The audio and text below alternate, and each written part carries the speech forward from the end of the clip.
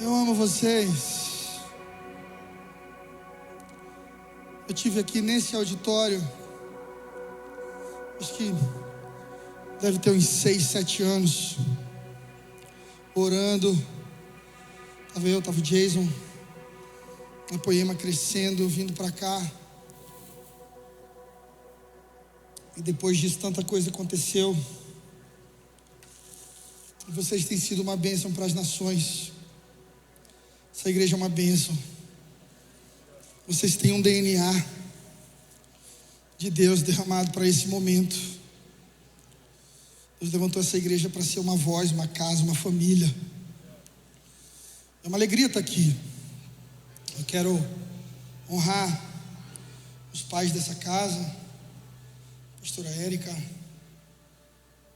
Leandro, todo o time de pastores, o Brisa, que abençoa muito a minha vida. Eu não me ganhou no FIFA, tá? Não procede. Mas eu desafio ele a jogar aqui nesse telão diante de vocês. Brincadeira. Essa Poema é uma igreja diferente, contemporânea, moderna, mas que carrega fundamentos eternos. Eu estava ontem com um time de pastores nacionais orando pelo Brasil, discutindo estratégias, como blindar a igreja, como proteger a igreja, que você há de convir comigo, que tem sido tão atacada nos últimos anos, por falta de posicionamento, de alinhamento, por falta de ocupação.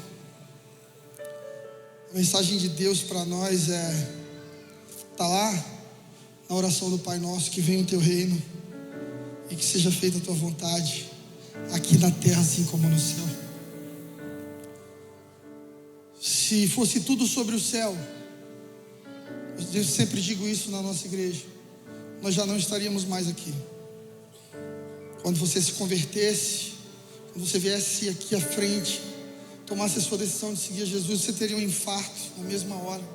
Você já ia direto para o projeto de Deus na sua vida. Mas é estranho que a gente recebe Jesus e fica aqui, nessa bagunça, nesse caos, enfrentando lutas e dores. E Jesus, quando orou para os seus discípulos, disse: olha, eu não quero que tu tire eles daí não. Não é sobre fugir para um lugar mais confortável. O céu não é sobre isso. O céu é uma cultura para ser vivida aqui na terra. Não dá para levar a terra para o céu, mas dá para trazer o céu para a terra. Não dá para entrar na terra prometida com a cultura do Egito, mas dá para tirar o povo da terra prometida para transformar o Egito. E a igreja é isso. A igreja é essa mesa que Jesus preparou na terra para a sociedade sentar com Ele. Aqui, em outras cidades, eu sei que vocês têm outros campos, né? Deus tem feito algo muito lindo aqui. Existem mesas. Isso aqui é uma mesa. Jesus está aqui. Você pode cear com Ele, comer com Ele, ter comunhão, receber algo novo de Jesus para a sua vida. A mensagem que Deus tem colocado no meu coração desde o dia 31 de dezembro do ano passado. Eu vou tossir um pouquinho, mas não é Covid, a gente tem que se explicar hoje, né? Aqui em São Paulo mesmo eu dei uma tossida, uma senhora olhou para mim assim, igual fosse um assaltante. Eu disse para ela: é pós-Covid, te peguei. O pós-Covid deixa essa tossezinha, tá? Então fica sossegado. E na verdade hoje eu estou vivendo um milagre, porque eu estava com fonoaudióloga e otorrinolaringologista. Você sabe falar essa palavra? Diga comigo: otorrinolaringologista. Diga 3 vezes rápido. Você será batizado no Espírito Santo. Estava totalmente sem voz. Já tem 20 dias. Eu liguei para o Samuel, falei com ele: cara, é provável que talvez eu consiga pregar. Não sei se vai dar para cantar. E pela graça do Senhor hoje eu acordei bem. Uma parte da minha voz voltou. E tudo que tem fôlego, louve o Senhor. A mensagem que Deus tem me dado é sobre transição. Nós estamos num tempo de transição. A pandemia acelerou uma mudança global. Algumas pessoas chamam de The Great Reset. Mudou a mentalidade. Há uma igreja comunicando digitalmente agora no YouTube, agora mesmo pessoas nos assistem. E a maneira de se fazer igreja foi tocada por uma mudança, pelo lockdown e pelas limitações de porcentagem de templos.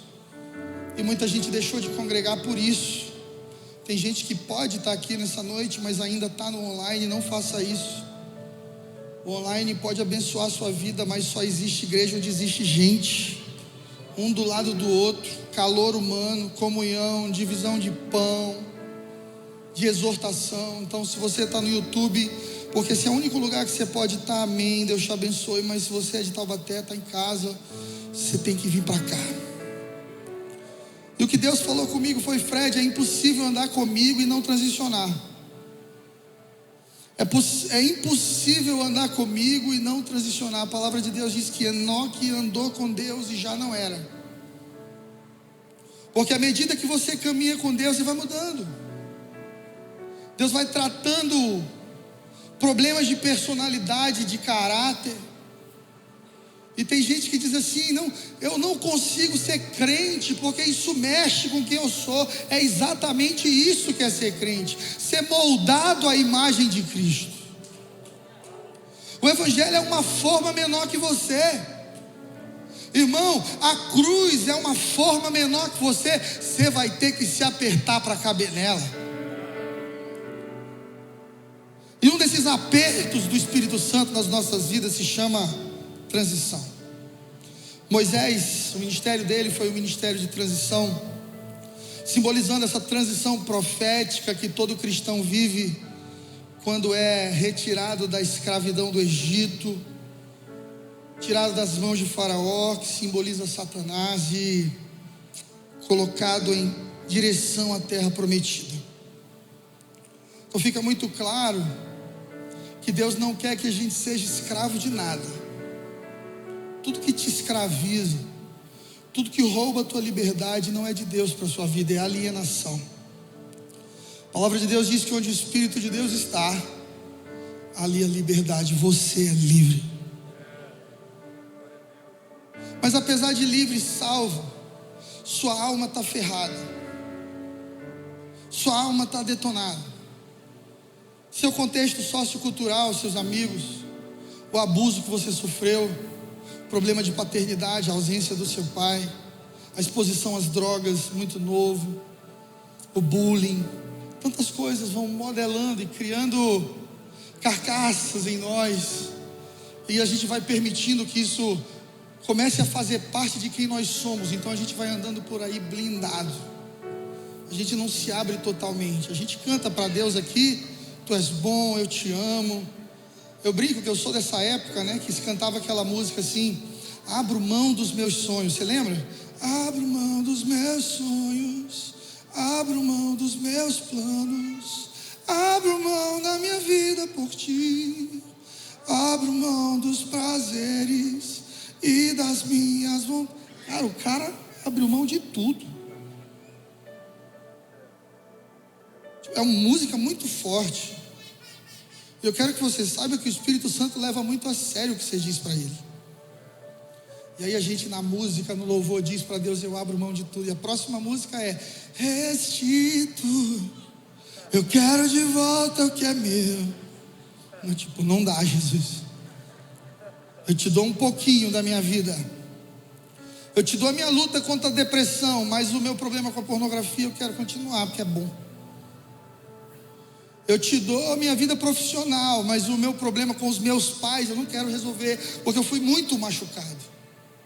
Então a gente vai vivendo parcialmente para Deus, tendo um espírito salvo, redimido pelo sangue do Cordeiro, cantando canções espirituais, mas lutando contra uma alma marcada e ferida. E a transição, o deserto, ele não é um processo de morte, mas é um processo de purificação, para que você entre pronto dentro da terra prometida. Deus tem um projeto e um sonho poderoso para cada um de vocês aqui nessa noite. Mas talvez você fique assustado se eu te disser que nem todo mundo vai alcançar. Nem todo mundo vai viver isso. Por quê? Porque nesse caminho,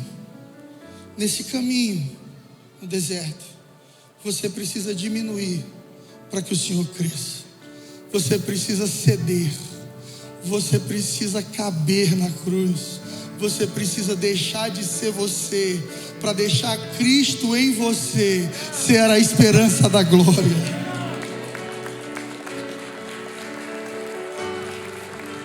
Esse é o processo de vida de todo cristão. Deus quer nos dar governo.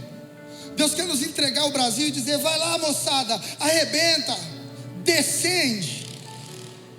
E uma geração inteira não descende adorando a Deus. E de repente Deus falou assim: descende para Rome, fique em casa, restaura o altar em casa, porque avivamento não é hype.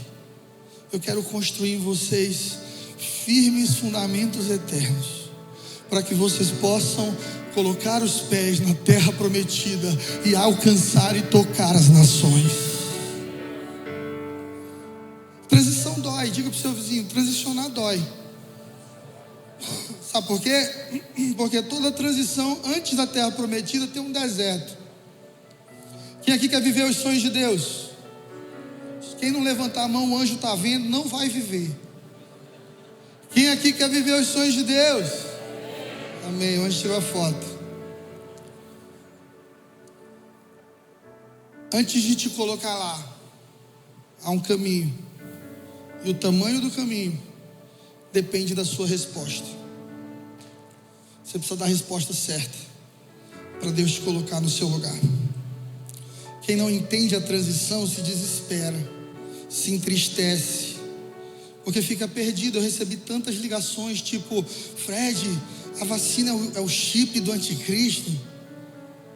Fred, Jesus está voltando, será que ele já voltou? A gente ficou aqui com a pandemia. Irmão, ficaria só tu. Sou seu pastor. Eu acho que eu era para eu estar lá. Fiquei até em crise agora. Surgiram muitas dúvidas, e as pessoas, no lugar de buscarem suas respostas no lugar certo, foram para a caixinha de perguntas de Instagram. Para você entender o tipo de profundidade que nós estamos gerando na igreja brasileira. Uma igreja que canta as melhores canções, uma igreja que honra a Deus, mas uma igreja que precisa vencer a transição. A Bíblia diz que todas as coisas cooperam para o bem daqueles que amam a Deus. Até a pandemia. E é doloroso dizer isso, e aqui eu manifesto os meus sentimentos a todos aqueles que perderam alguém na pandemia. Eu perdi amigos muito próximos, muito jovens, parentes. É muito doloroso. E a gente entra em crise, a gente entra em dúvida: cadê Deus? Essa é a pergunta do cristão: onde está Deus no sofrimento? Mas a resposta madura para isso é que Deus está no sofrimento, e todas as coisas cooperam para o bem daqueles que amam a Deus. Abra sua Bíblia em Marcos 4, versículo 35, por favor.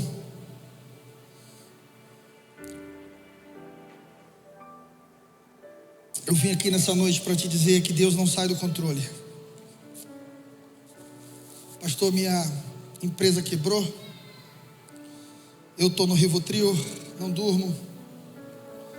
Eu separei na pandemia. Pastor, eu tive problemas mentais na pandemia, transtornos obsessivos compulsivos, toque religioso. Eu sou pastor, eu cuido de pessoas, eu sei das nossas dores. Está muito difícil. A sensação que eu tenho, pastor, é de que Deus esqueceu de mim, Deus perdeu o controle disso. Eu quero te lembrar que não, que Ele nunca perde o controle. Aqui em Marcos 4:35, a palavra do Senhor diz assim: ao cair da tarde desse dia, Jesus disse aos seus discípulos: vamos atravessar para outra margem do lago. Deixando a multidão para trás, entraram no barco onde ele já estava e começaram a travessia, embora outros barcos o seguissem. Mas logo se levantou um tão grande temporal, com vendaval e ondas arrebentando contra o barco, que já estava cheio de água. Entretanto, Jesus dormia na polpa, deitado na polpa com a cabeça numa almofada. Inquietos, os discípulos o acordaram gritando: mestre, tu não te preocupa que a gente vai morrer? Jesus levantou, repreendeu o vento e disse para o mar: te aquieta.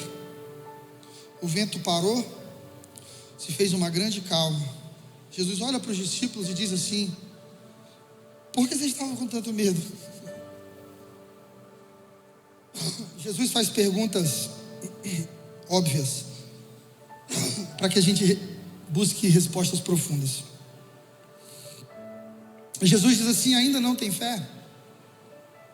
E tomados de grande espanto, perguntavam uns aos outros: quem é esse que até o próprio vento e o mar obedecem?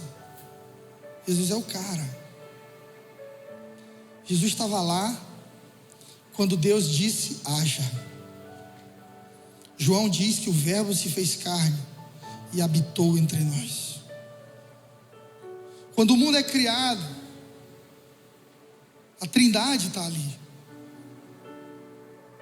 Então, isso me faz entender que se Jesus é o Filho de Deus, como ele declara ser para todos os judeus, o que é uma grande ofensa, porque os judeus sequer quer pronunciar o nome de Deus, porque considera isso uma ofensa.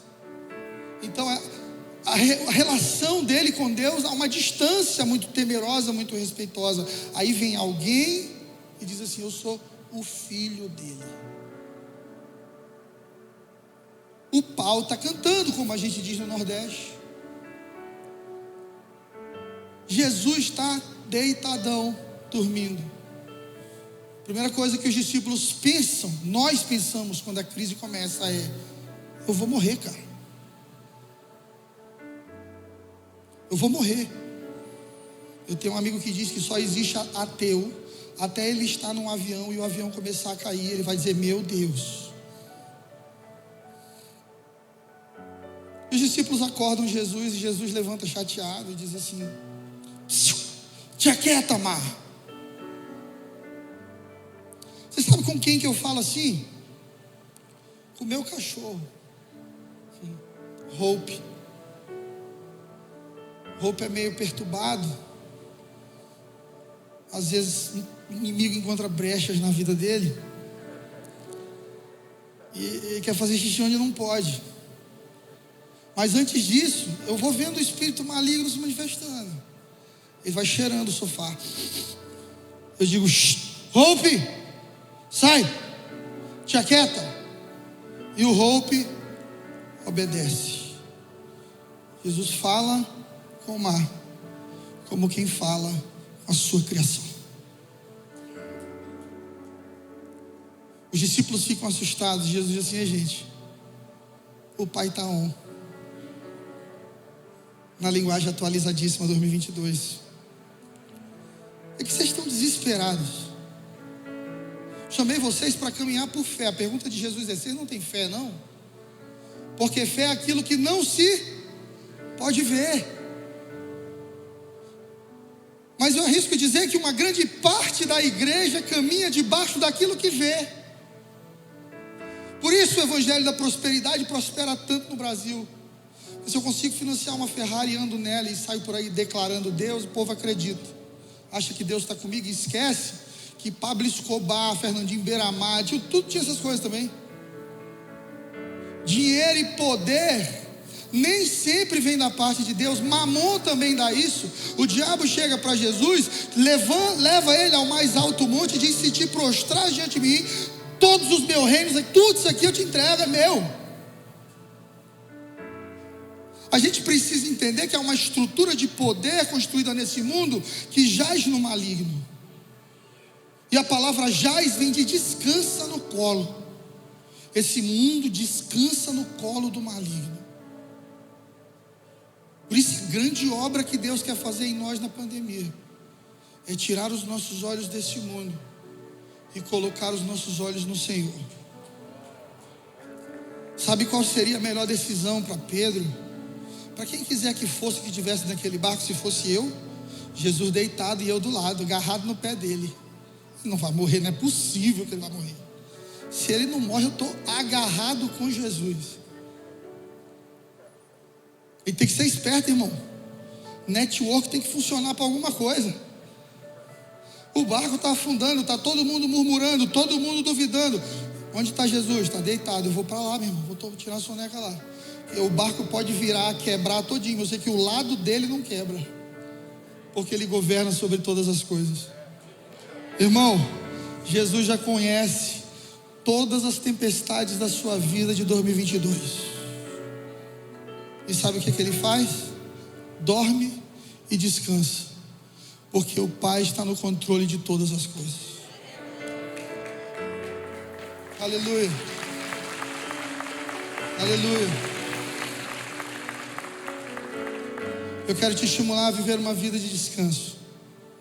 Shalom de Deus. Para o judeu é nada quebrado, nada faltando. E na verdade não é só nada quebrado do lado de fora, mas nada quebrado do lado de dentro. Porque como eu disse no começo da pregação, tem muita gente vivendo uma vida com Deus, mas muito quebrado pro lado de dentro. Para você ter ideia, eu cuidei de um pastor por anos. E eu comecei a perceber que ele tinha problemas com paternidade. E um dia eu disse para ele: como é que é a sua relação com seu pai? E ele me deu uma resposta muito superficial. Disse que tudo bem, que ele não via muito, mas que o pai era muito independente e tudo.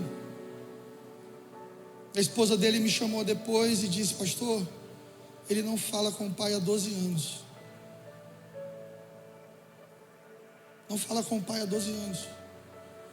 Mas todos os domingos sobe no púlpito para pregar. E todos os dias da semana ajuda alguém a se reconciliar com o Pai.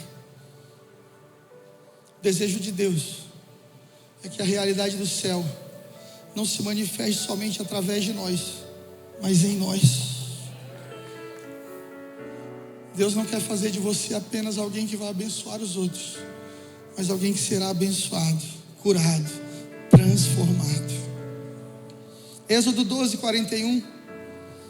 Aconteceu depois de 430 anos.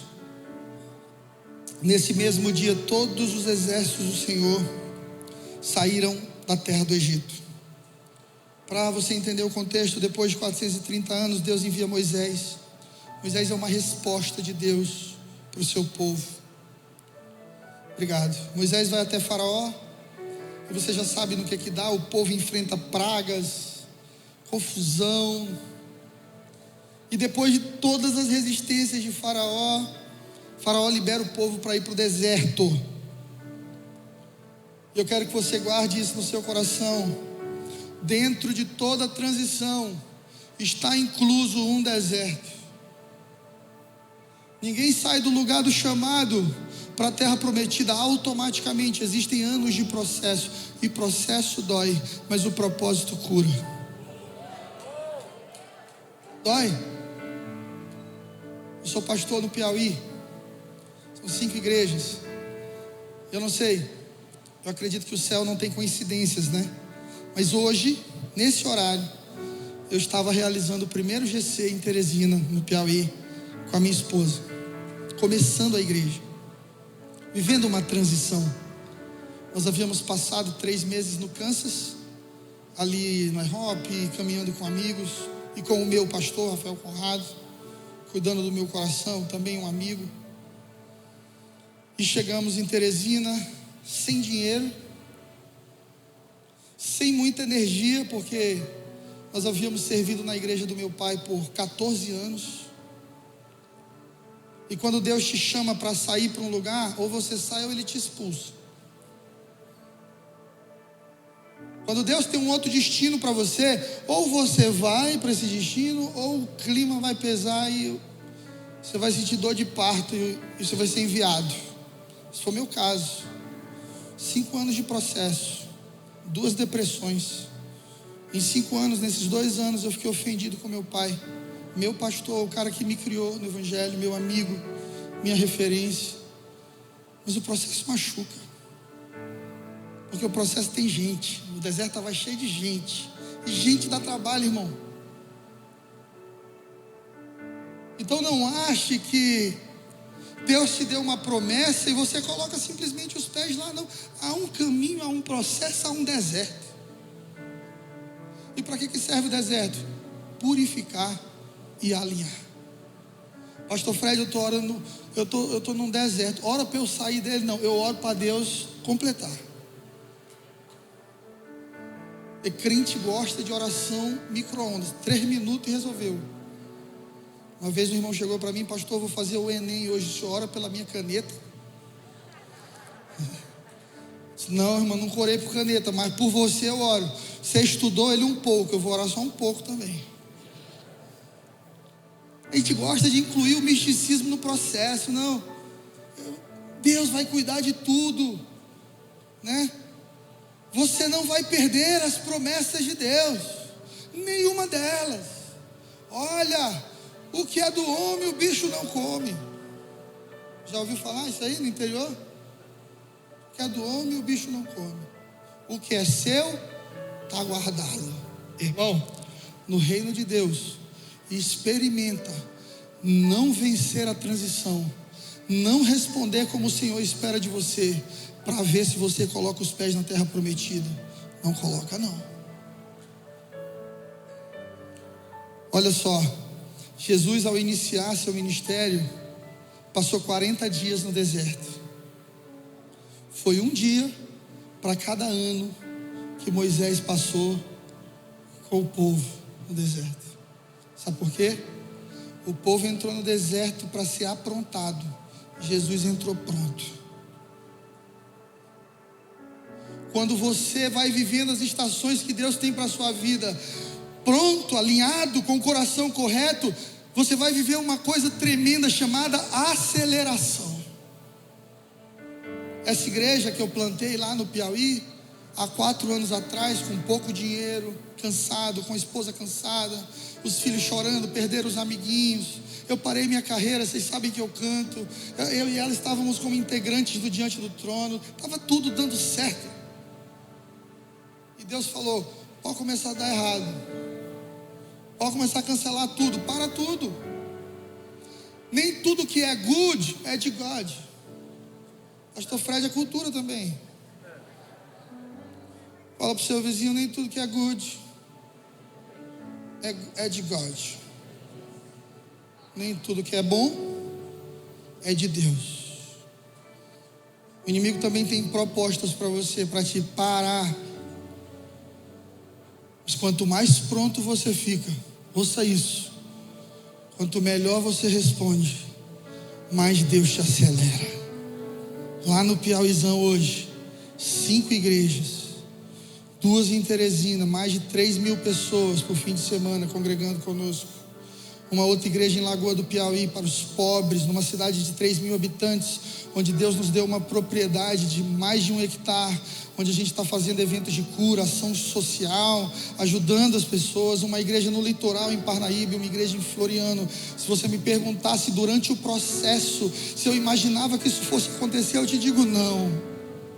A única coisa que eu fiz foi morrer, perdoar o imperdoável, perdoar o imperdoável. A gente não perdoa porque o outro merece perdão. A gente perdoa porque a gente vive numa plataforma de perdão. A gente para de se mover naquilo que a gente espera dos outros. E a gente começa a ser a mudança, a semente da mudança, do avivamento e da transformação. Então, com Jesus, entenda: o que levou anos para Moisés foi resolvido em dias. Porque Moisés entra na transição para ser alinhado, Jesus já entra pronto. Esteja pronto. O verdadeiro libertador profeticamente apontado por Moisés, é Jesus. Aquele que veio nos resgatar da mão de um faraó espiritual e de um Egito espiritual. E se Jesus viveu a aceleração no deserto, existe aceleração para mim e para você também. A pandemia que destruiu alguns, promoveu outros. A pandemia que parou muitos, não parou a igreja do Senhor. O Coliseu não parou a igreja, Nero não parou a igreja, a gripe espanhola não parou a igreja, a Primeira Guerra Mundial não parou a igreja, a Segunda Guerra, Hitler não parou a igreja, as mentiras, os escândalos, as perseguições, nada pode parar a igreja do Senhor Jesus na terra.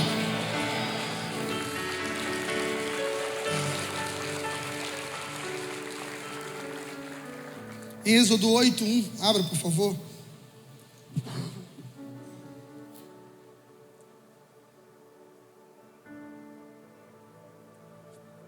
O Senhor disse a Moisés: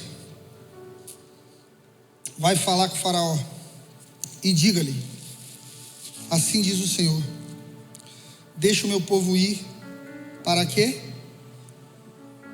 Eu sou igual professor, alguém tem que responder alto para eu me aquietar. Deixa o meu povo ir para quê? Me adore. Bem aqui Deus deu o propósito do deserto, igreja. Deserto é lugar de quê? Adoração. Mas uma parte do povo entra no deserto e não entende isso. Porque talvez o deserto seja o lugar mais desafiador para a gente adorar. Porque no deserto você vive de milagre. Eu vou te dizer uma coisa, viver um milagre é bom, viver de milagre é desesperador. Né?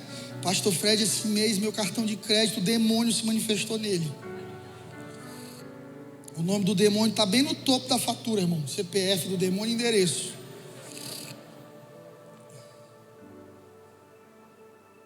Pastor, eu estou num deserto. Como é que eu faço para sair desse deserto?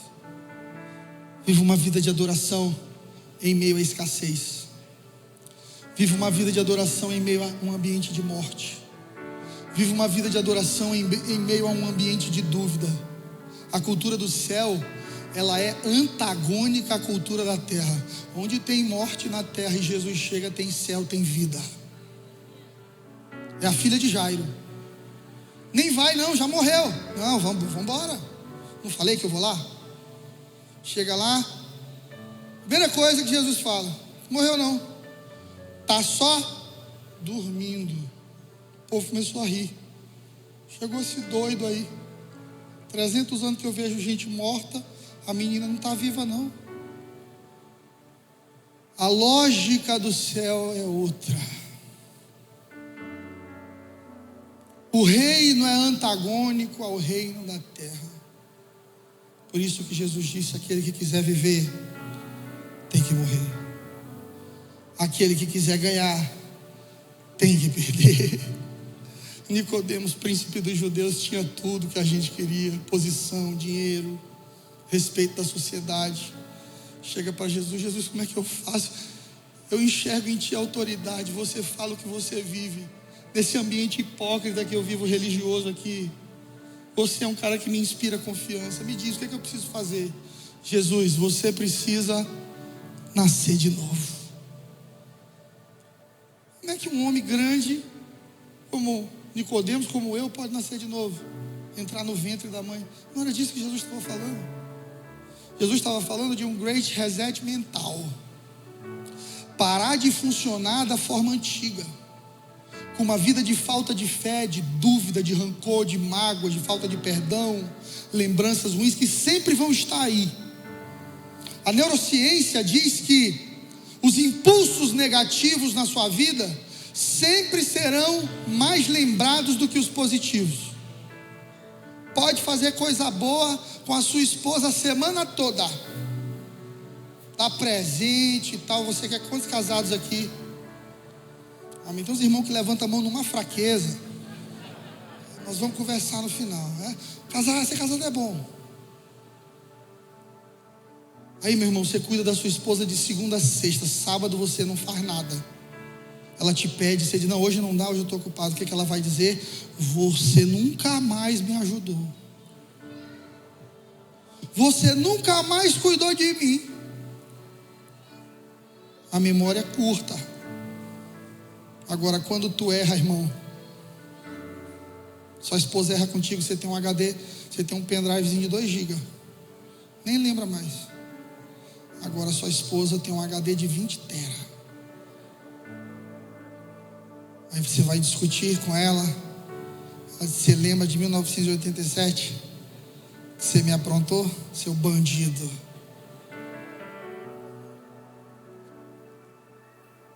Por isso, para viver a vontade boa, perfeita e agradável de Deus, Deus quer fazer um great reset na mente. Está lá em Romanos. Não vos conformeis com este mundo, mas transformai-vos pela renovação da vossa mente, para que possais experimentar qual seja perfeita e agradável vontade de Deus. Tem uma vontade boa, perfeita e agradável para você nessa terra. Mas tem crente que vai passar 50 anos vindo para a igreja, dizimando, cantando morada, ouvindo o culto do SAMU, que ainda vai viver uma vida ruim. Porque para viver uma vida boa, perfeita e agradável, tem de haver mudança de mente.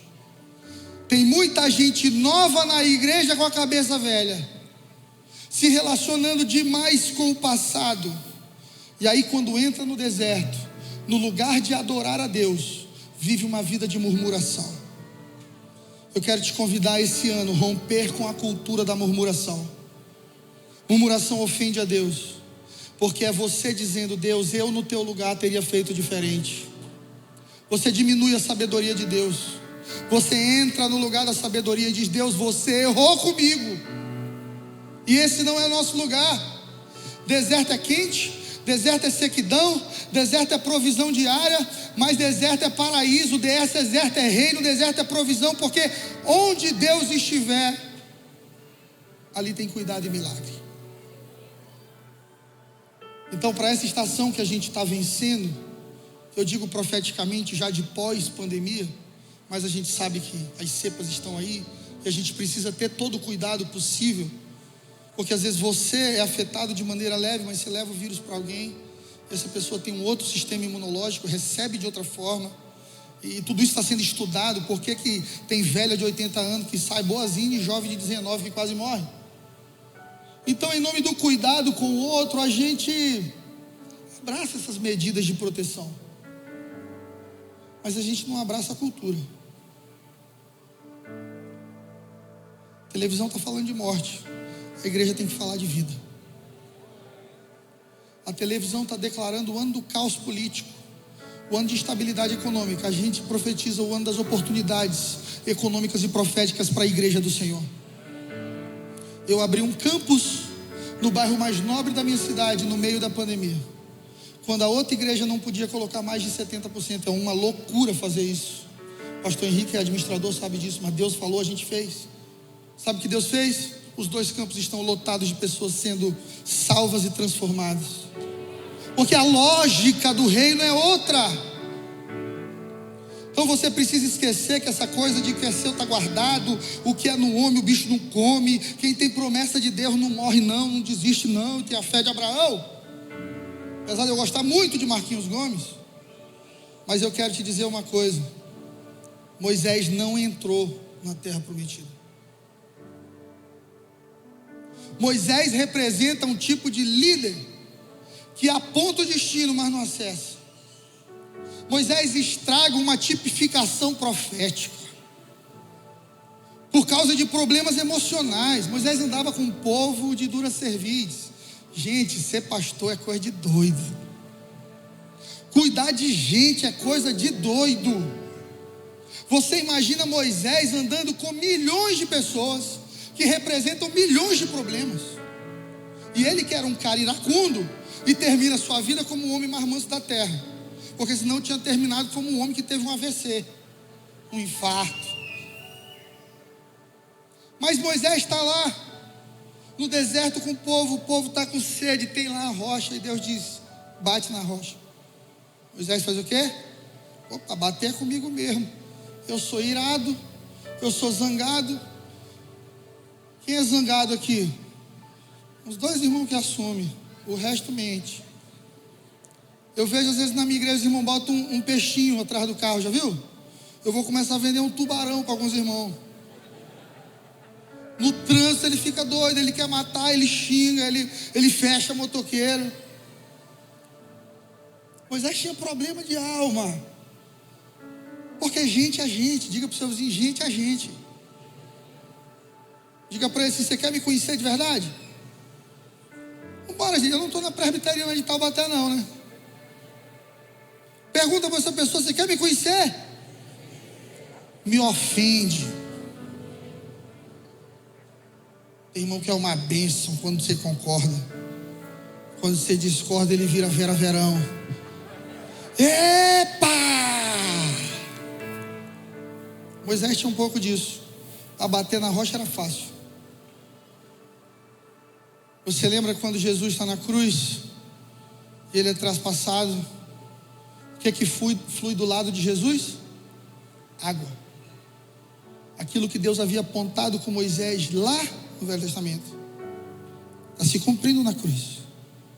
Só que é um segundo momento que Deus vai operar o mesmo milagre. E ele diz para Moisés, não bate, toca na rocha. O que Moisés faz? Dá-lhe uma lapada na rocha.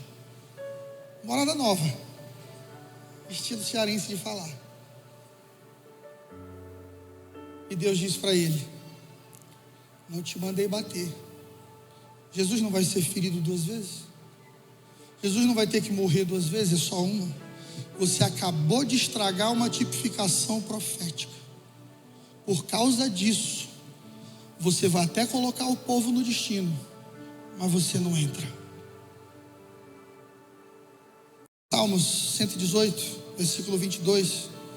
O salmista diz, a pedra que os edificadores rejeitaram se tornou cabeça de esquina. Em outras versões diz a rocha. Meus irmãos, Moisés representa um tipo de gente que serve a Deus, que ama a Deus, que tem promessa de Deus, que coloca os outros nas promessas, que ajuda os outros a viver bem, mas a vida dele é ruim. Você já viu algum conselheiro de casais divorciar? Você já viu que gente que levou 20, 30 pessoas para a igreja, discipulou, mas no final se afastou da igreja? Gente que prega sobre finanças, mas está devendo Deus e o mundo. Longe de mim de querer desconstruir um homem como Moisés, grande homem, grande profeta de Deus, maior do que todos nós, libertador. Mas eu quero que você olhe para ele com o olhar de que havia um Moisés humano que errou por não cuidar da sua saúde emocional.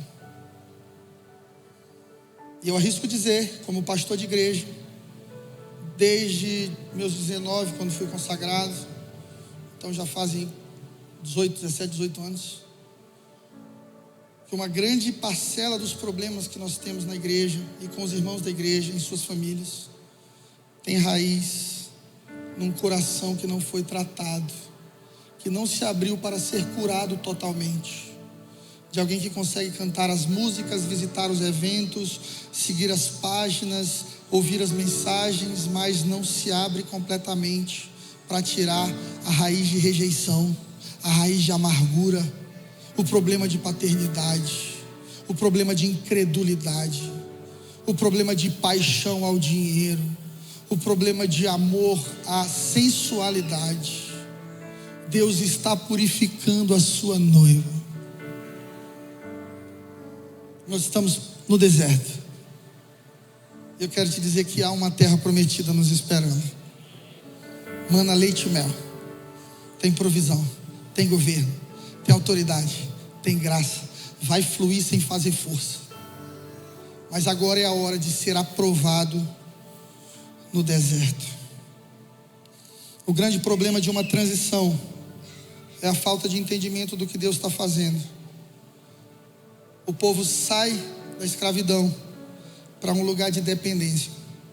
Ser escravo é uma coisa, depender é outra. Mas às vezes você se acostuma com a escravidão. Às vezes você se acostuma com a dor. Existem pecados que você se acostuma, que você diz assim mesmo: nunca vou vencer o adultério. Vou ter que passar a vida me sentindo um lixo, vez ou outra, e dando um sorriso amarelo na igreja. Existem problemas que a gente aprende a cultivar e não expõe, porque o tempo de escravidão nos marcou. No Egito, o povo de Deus trabalhava, suava e comia o fruto do seu esforço. No deserto, eles precisam aprender a comer o fruto do céu, aquilo que Deus libera para uma estação. Como eu disse enquanto a gente ministrava adoração, o Senhor é o meu pastor e Ele me dá tudo o que eu preciso. É diferente, de nada me faltará. O Senhor vai te dar tudo o que você precisa para vencer esse deserto. Ele já te deu ali na cruz, quando Jesus gritou: está consumado. Todo deserto tem o objetivo de aumentar a sua fé. Não existe abundância no deserto, mas Deus não vai deixar faltar nada. Talvez você tenha vivido uma estação assim. Eu vivi com o Flávio. Hoje eu estava testemunhando para Samuel, Fabíola, que quando a gente chegou na nossa transição, a gente não tinha muito, mas não nos faltou nada. Não nos faltou nada. Não tem nos faltado nada. Durante o processo eu dizia assim: Deus, me mata logo, que é mais fácil. Várias vezes eu disse: Deus, eu te entrego essa igreja no Piauí, eu não quero mais, isso está me matando. Eu tive na virada do ano em Kansas, no ano Fink lá, estava Mike Bickle, estava Todd White, estava Francis Chan, e eu no meio da multidão, eles disseram assim: alguém aqui tem que entregar um Isaac. Eu falei: opa, já sei qual é o meu. Vou voltar para o Brasil sem esse negócio de confusão de igreja. Me feriu demais o processo. Aí eu fui lá na frente e disse: eu estou te devolvendo isso aqui, porque eu estou tanto tempo querendo realizar e está sendo tão difícil. Não quero mais não. Faça só se for de tua vontade. E é quando você desiste que Deus começa a trabalhar. É quando você desiste dos seus planos, da sua programaçãozinha bonita, da sua reserva no CDI. É quando Deus espera o teu projeto de vida bagunçar, para Ele dizer assim: agora, deixa eu te dizer, por que eu te criei e te coloquei nessa geração. Agora que você abriu mão do controle, eu te governo, eu vou te levar em direção à terra prometida. Não vai faltar pão, não vai faltar água. Quando tiver quente vai ter nuvem te guardando. Quando tiver frio vai ter coluna de fogo. Eu sou a tua provisão, eu sou quem te guarda. Tire os olhos dos seus planos e coloque os seus olhos em mim. 2 Coríntios 5:7, porque vivemos pela fé e não pelo que vemos. Eu quero te convidar a ficar de pé, em nome de Jesus. Eu tenho mania de pregar muito. Agora que eu estou no começo da mensagem aqui no notebook, mas eu acho que eu volto para terminar, né, Samuca? Eu não vim aqui à toa. E o dia que Deus me trouxe aqui é um dia profético. É o dia da minha transição. O Espírito Santo me diz que tem gente vivendo transição aqui. Tem gente vivendo transição nessa casa. Transição de mentalidade. Transição de lugares geográficos. Posicionamento mental, posicionamento espiritual, posicionamento emocional. Deus quer que você cresça. Deus quer que você assuma seu lugar. Deus quer que você peça perdão a quem você feriu. Deus quer que você restitua. Deus quer que você abrace quem te machucou. Deus quer que você restaure relacionamentos. Deus quer que você reabra seu GC. Deus quer que você bote a camisa de voluntariado de novo. Deus quer que você volte a frequentar os cultos como você fazia antes de 2020. Deus quer encontrar a paixão que havia no seu coração, quando no começo, ao ouvir falar o nome de Jesus, você já chorava. Uma restauração de propósito e de paixão. Estabelecimento de cultura de adoração no meio do seu deserto. vai fazer com que o seu deserto vire um oásis, porque Deus vai andar do teu lado. Eu quero convidar aqui à frente você que tem essa convicção: pastor, eu sou esse cara, sou eu que estou vivendo transição e eu quero receber algo novo nessa noite. Vem para cá, ó. Sai do teu lugar, vem para cá. Deus está mexendo na vida de muita gente esse ano dentro da igreja. Alguns estão perdendo coisas importantes. Alguns relacionamentos pararam de dar certo. O Espírito Santo me diz que alguns de vocês estão sendo atacados com pensamentos de incredulidade, duvidando de coisas básicas da fé. São dardos inflamados do maligno. O diabo vai plantando pequenas sementinhas, tentando te tirar do seu lugar. E o seu lugar é um lugar de dependência. Quando eu era criança, meu pai cantava uma música que dizia assim: é meu, somente meu, todo o trabalho, e o teu trabalho é descansar em mim. Você lembra? Seu trabalho é descansar no Senhor e dar a resposta certa a Ele. Dê a resposta certa para Ele. Só você e Deus agora. Só você e o Senhor agora. Oh, Shekarabado Sokotoro no Bonde. Às vezes Deus trabalha no vento suave.